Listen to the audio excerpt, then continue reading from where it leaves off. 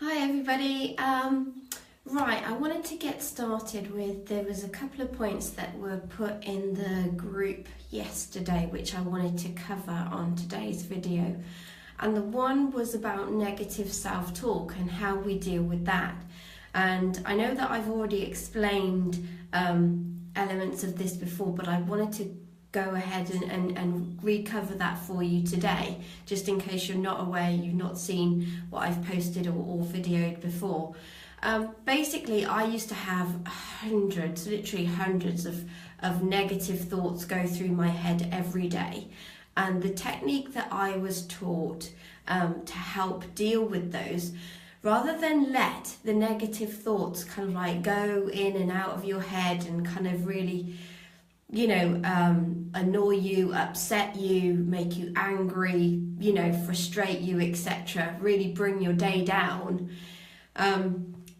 is to kind of like grab hold of them, to sort of like start being aware of these negative thoughts that you have come into your head.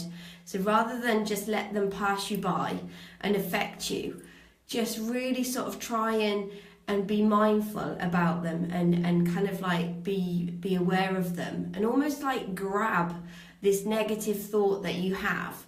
And it could be about yourself, it could be about sort of like feeling fearful, it could be about feeling guilty about something, it could be about a comment that somebody's made, it could be sort of somebody that you see in the street that you kind of, then the kind of like the critical voice sort of starts going off in your head. So if you can grab that before it kind of affects you, grab it. And what I used to do was almost imagine kind of like presenting that to a judge. Is this true? Because often it's really difficult to, isn't it? Because our mind becomes so distorted, our thoughts become so distorted, so negative, it's really hard to sort of like know what's true and what's not. So if you concentrate on the facts, and like I said, imagine that you're presenting this and you have to back it up with evidence based on facts to a judge,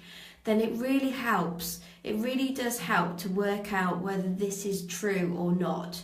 And I mean, I remember, kind of like walking down the street and, if somebody kind of like looked at me, I would immediately think that that person was judging me, that that person was kind of thinking that I was fat and ugly and all of this sort of stuff. But if I was to imagine trying to present this to a judge, that this woman had looked at me, and I thought that she felt this way about me, I have no facts to back that up. The only fact I have is that she looked at me, and because of my negative mindset at that time, I was filling all the gaps in there with my own thoughts about myself. I was projecting my stuff onto her. So I found that, for any of you that get negative self-talk, that can be a really good way of dealing with that. And to be fair, like I said, I had hundreds of negative thoughts go through my head. It does take time, it does take effort. But actually, after the course of the time, it does get better. It does get, the amount of thoughts that you have coming into your head does, gradually sort of like become less and less and less. And it is really, really worthwhile. So that was the first thing.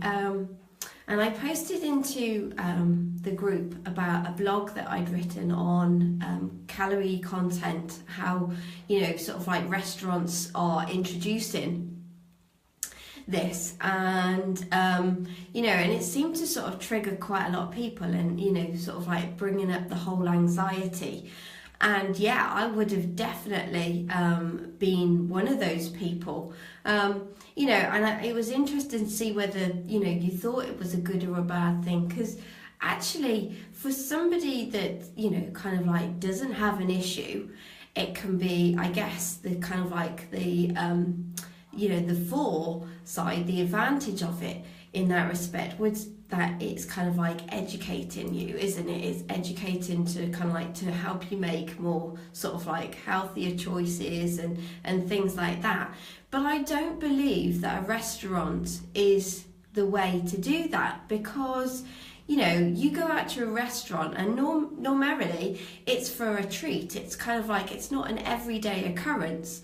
So, you know, this whole kind of like based on calories can be really sort of, you know, it's not a typical day. You know, you want to kind of like treat yourself. So actually, I don't think that the restaurants are a good way of doing this. And I know that they have, you know, they started introducing kind of like Weight Watchers things and Slimming World things and all those kind of, you know, whatever they call them. And yeah, okay, it can be an education, but actually I know from personal experience, if I've ever been on a diet, you know, particularly when I was struggling with an eating disorder, you didn't have to tell me what were the calorie content on there was. I knew exactly the amount of calories and everything. And I don't think that you need to kind of be bombarded with this, because obviously we have this element already that, you know, there are good and bad foods, safe and unsafe foods, you know, and what we don't want is to kind of like start then, just as we normally would do, is to start kind of like avoiding different food groups and items and kind of like putting them in those categories, because we're already doing that. And I just think that sometimes it kind of, you know, for anybody without an eating disorder, you know, it can kind of like trigger those things like, oh, maybe, you know, if you hadn't thought before that, you know, this has X number of calories in it, it might put you off having it, when actually there was nothing wrong with what you were doing in the first place. And the thing is that, you know, like I said, when you start to think in terms of good and bad and safe and, you know, not safe, then you start to kind of like, you know, take them off, you know, your kind of like your list of what you'll have, and that obviously, you know, gradually reduces and reduces and reduces until you're very kind of like controlling about what you'll allow yourself to have. But then obviously then that involves you depriving yourself. Then that kind of like has the effect that you can do that for so long, and then what's likely to happen is that you hit the screw it button, as I call it, you know, and then you might be tempted to binge on that because you've deprived yourself of it for so long. So then what happens is you then restrict again, and then it goes into a whole pattern of, you know, restricting, binging. And like I said, it's okay if you don't use food as your kind of like crutch, or, you know, but, you know, it can help to provide awareness. But I just don't think that the restaurant is the right way to do that. You know, and basically I remember reading a book by Paul McKenna, and it was called something like I Can Make You Thin, and he'd done like a study on naturally thin people and how they ate. And basically what it was is that they kind of followed 4 rules, and that was to eat when they're hungry, stop when they're full, listen to what their body needs, and to enjoy every mouthful. Now, you know, it seems sort of like quite sensible, but actually if you kind of break it down and think about it, you know, eat when you're hungry, not just, you know, and that's a physical hunger, rather than, you know, sort of like if you're eating out of boredom, if you're eating to reward yourself, if you're happy, if you're sad, you know. Again, emotional eating is to eat when you are genuinely physically hungry, and then to stop when you're full. And again, it's very difficult, isn't it, when you're struggling with an eating disorder, because those two elements, you know, it's hard to find that trigger. You know, the trigger of what is real hunger, and the trigger is knowing when to stop. But if you kind of, you know, if you can persevere with this when you're kind of like going through recovery, you know, actually these do start to come back to you. So, and listen to what your body needs, because actually over the course of about a month, and particularly with the woman's cycle, and I know personally myself, is that there's some days where I do definitely feel more hungry, and there's days where I kind of, I want to have more sweet stuff. I want to kind of like eat more kind of, greasy foods and things like that. But there's definitely days when I will choose more healthier options, and because it actually balances out over the month. And, particularly if you've ever been pregnant and you've had cravings, now those cravings are supposed to be about what your body needs. And so it's really important to just kind of like, again, to step back and think, what is it that my body needs, rather than just kind of like going for those safe foods or because you're more likely to crave things then. And the other way, if you tend to kind of like, go for the crisps or the chocolate bars or something out of convenience, actually what you might be genuinely needing is more sort of like fruit and veg and fresh produce, etc. So it works both ways. Enjoy every mouthful. Now I know this can be really difficult, particularly with the eating disorder, there's a lot of fear and guilt around there. But if you can kind of like slow down, your eating, and be almost mindful as you're eating, really kind of like treat it as an experience, because often, sort of people who overeat, and particularly when you have a binge, you're so kind of like disconnected and you're almost like not in yourself. You don't realise what you're doing. You're just totally out of control. So it can be really much better to sort of like to kind of like be focused on the eating, and to to kind of like slow down and etc.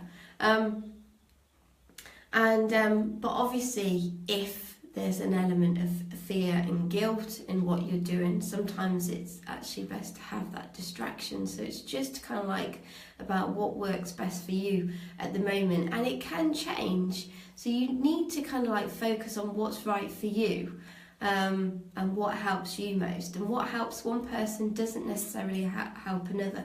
So it can be about experimenting and see what's right for you.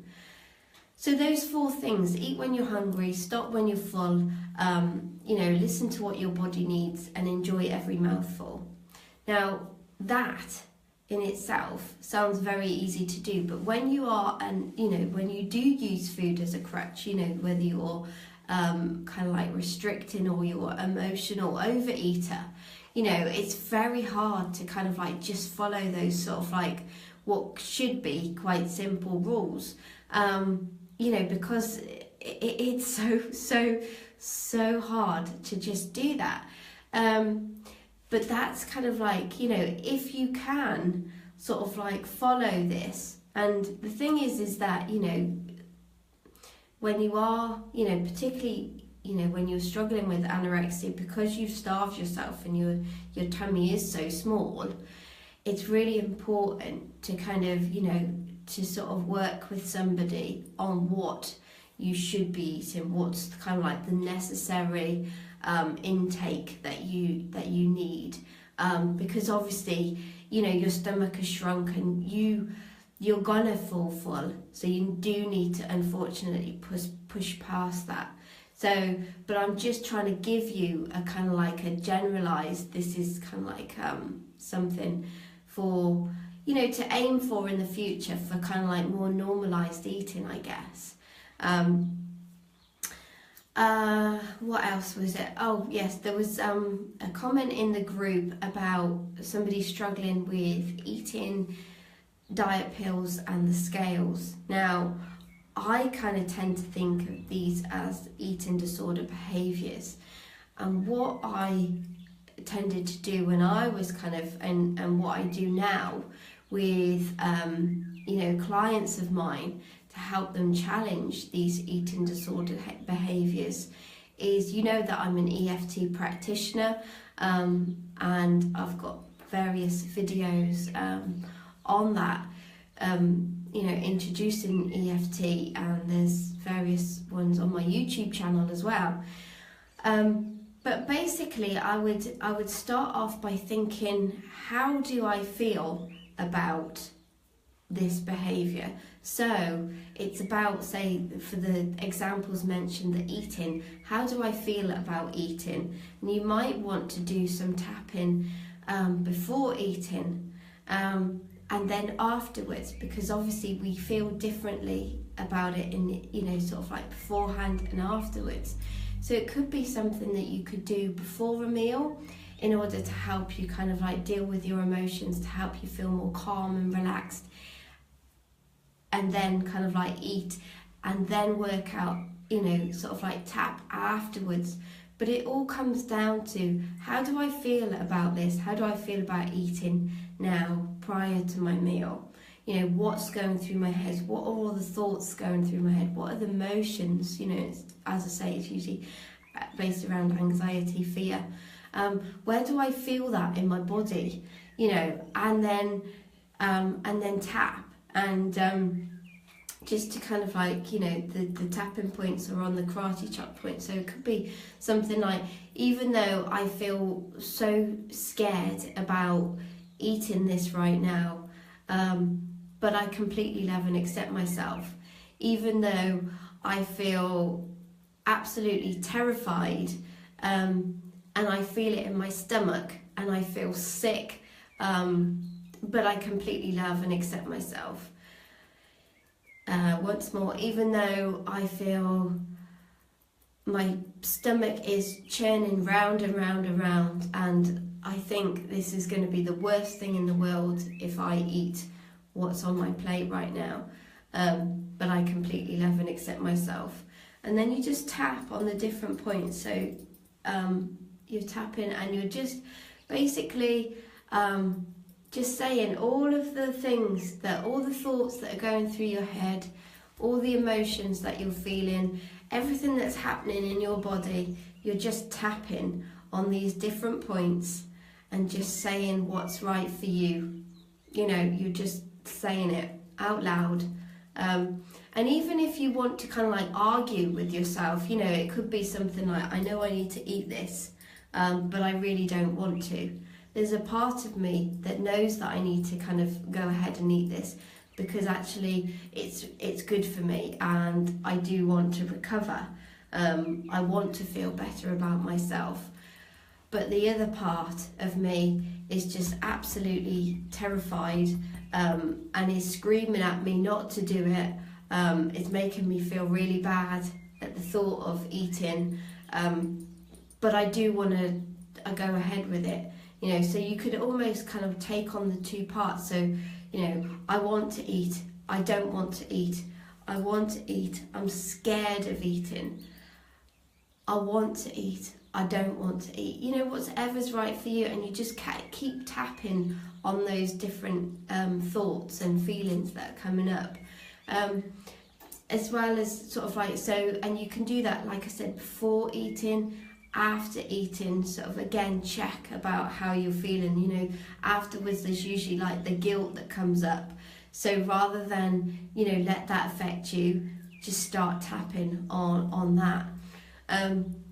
Diet pills, sort of like, if you're taking diet pills and you want to stop, think about the thought of stopping, about not taking those, and it might be just you sort of like, don't think about never taking them again.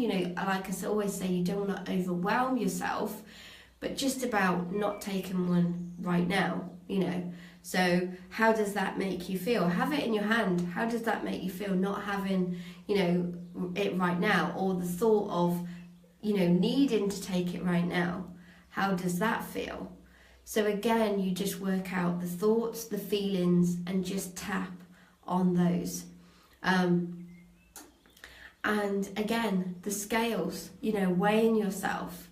The thing is, another thing that Paul McKenna in his studies did was that, we tend to fluctuate anyway, over the period of kind of like a week, a month. So actually regular weighing of yourself, although I know about the obsessiveness of it, because I used to do it myself, but we generally fluctuate anyway. So it's kind of like, it's not a true measurement of yourself. Well, it's not a true measurement of yourself anyway, but it's certainly not a true measurement of your weight. So have a think about the need to kind of like go on that scales to weigh yourself, and have a think about how it feels not to do that. And again, just not now. How does that feel? And tap on that.